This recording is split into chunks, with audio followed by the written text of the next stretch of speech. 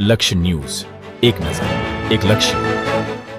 લીંબડી તાલુકાના નાના ટીમલા ગામે તળપદા કોળી ઠાકોર સમાજનું સંમેલન યોજાયું. લીંબડીના નાના ટીમલા ગામે તળપદા કોળી ઠાકોર સમાજનું સંમેલન યોજાયું. એકતા, શિક્ષણ, વ્યસન મુક્તિ અને યુવા વિકાસ પર લેવાયો સંકલ્પ. લીંબડી તાલુકાના નાના ટીમલા ગામે તળપદા અને ઠાકોર સમાજનું સંમેલન યોજાયું હતું. આ સંમેલનમાં સમાજના આગેવાનો, યુવાનો અને મહિલાઓ તથા વડીલો મોટી સંખ્યામાં ઉપસ્થિત રહ્યા હતા. આ સંમેલનનો મુખ્ય ઉદ્દેશ સમાજમાં એકતા અને સંગઠનને મજબૂત બનાવવાનો હતો. આ ઉપરાંત શિક્ષણનો વ્યાપ વધારવા, યુવાનોને સ્પર્ધાત્મક પરીક્ષા માટે પ્રોત્સાહિત કરવા, વ્યસન મુક્તિ અને કન્યા શિક્ષણ જેવા મુદ્દાઓ પર પણ ભાર મૂકવામાં આવ્યો હતો. સમાજના આગેવાનોએ જણાવ્યું હતું કે એકતા જ સમાજની સાચી શક્તિ છે. તેમણે રાજકીય અને વ્યક્તિગત મતભેદો ભૂલીને સંગઠિત થવા માટે અપીલ કરી હતી. આ સંમેલનના સમાપન સમયે સમાજના સર્વાંગી વિકાસ અને નવી પેઢીના ઉજ્જવળ ભવિષ્ય માટે સંકલ્પ લેવામાં આવ્યો હતો. સાથે જ સમાજમાં શિક્ષણનો વ્યાપ વધે અને લોકો શિક્ષિત થાય તે ખૂબ જરૂરી છે.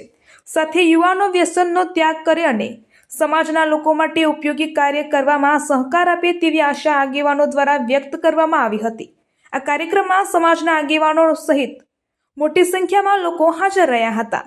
રિપોર્ટર દેવમ ત્રિવેદી, સુરેન્દ્રનગર. ટીમલા ગામે કોળી સમાજ તથા ઠાકોર સમાજ એકત્ર થઈને અમારા બંધારણની વાત કરી અને બંધારણ રીતે બધાને ચાલવાનો એવો બધાને આદેશ આપ્યો.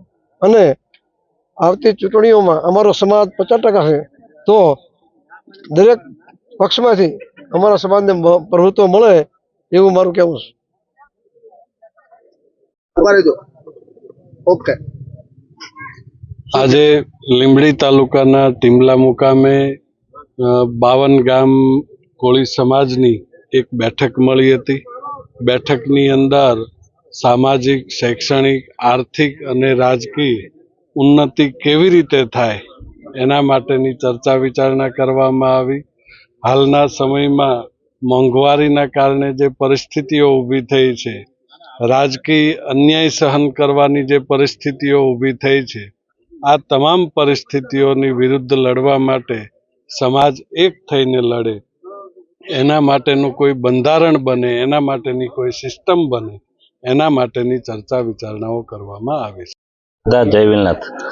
કોળી અને ઠાકોર સમાજ આજે એકત્રિત થયો છે, જેનો હેતુ છે સમાજ એક થવું, વ્યસનમુક્ત થવું અને બંધારણ બાંધવું. કારણ કે લીંબડી તાલુકા કે અન્ય રાજ્યમાં બધી અમારો સમાજ જાજો પથરાયો છે અને લીંબડી તાલુકામાં 64% છે.